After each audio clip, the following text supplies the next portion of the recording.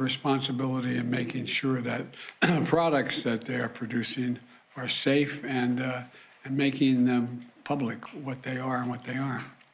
Since then, I've met with some of America's top minds in technology to hear the range of perspectives and possibilities and risks of AI.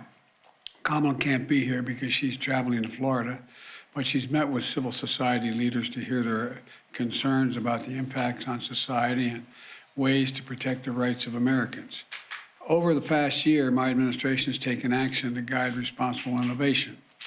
Last October, we introduced the first of its kind AI Bill of Rights.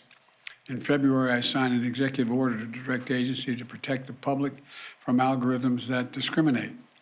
In May, we unveiled a new strategy to establish 7 new AI research institutes to help drive breakthroughs in responsible AI intervention. And today, I'm pleased to announce that these 7 companies have agreed to voluntary commitments for responsible innovation. These commitments, which the companies will implement immediately, underscore 3 fundamental principles: safety, security, and trust. First, the companies have an obligation to make sure their technology is safe before releasing it to the public. That means testing the capabilities of their systems, assessing their potential risk, and making the results of these assessments public. Second, companies must prioritize the security of their systems by safeguarding their models against cyber threats and managing the risk to our national security and sharing the best practices and industry standards that are necessary. Third, the companies have a duty to earn the people's trust and empower users to make informed decisions labeling content that has been altered or AI generated, rooting out bias and discrimination, strengthening privacy protections, and shielding children from harm.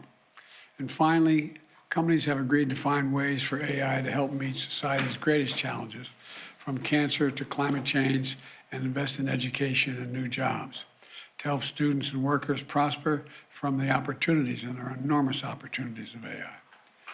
These commitments are real and they're concrete. They're going to help industry fulfill its fundamental obligation to Americans to develop safe, secure, and trustworthy technologies that benefit society and uphold our values and our shared values. Let me close with this.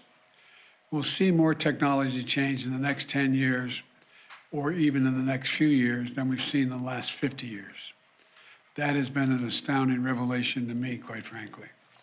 Artificial intelligence is going to transform the lives of people around the world. The group here will be critical in shepherding that innovation with responsibility and safety by design to earn the trust of Americans. And quite frankly, as I met with world leaders, all the G7 is focusing on the same thing. Social media has shown us the harm that powerful technology can do without the right safeguards in place.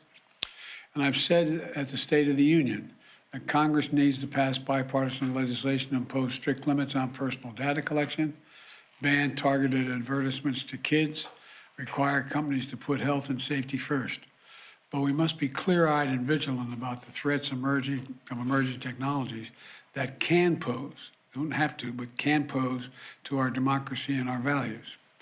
Americans are seeing how advanced artificial intelligence and the pace of innovation have the power to disrupt jobs and industries.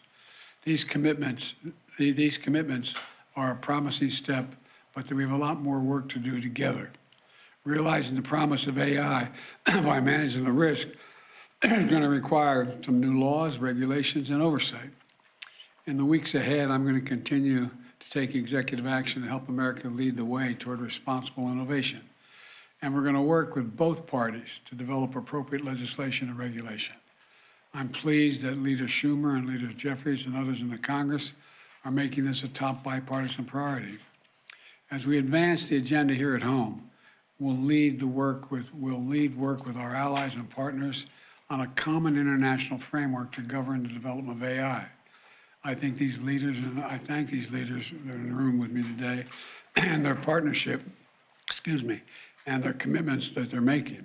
This is a serious responsibility. We have to get it right. And there's enormous, enormous potential upside as well. So I want to thank you all. And they're about to go down to a meeting, which I'll catch up with them later. So thank you, thank you, thank you. Mr. President, can you tell us about the hacking of cabinet officials by China and the threshold of concern you have about that, sir? Ready? Yes. How we get these guys down?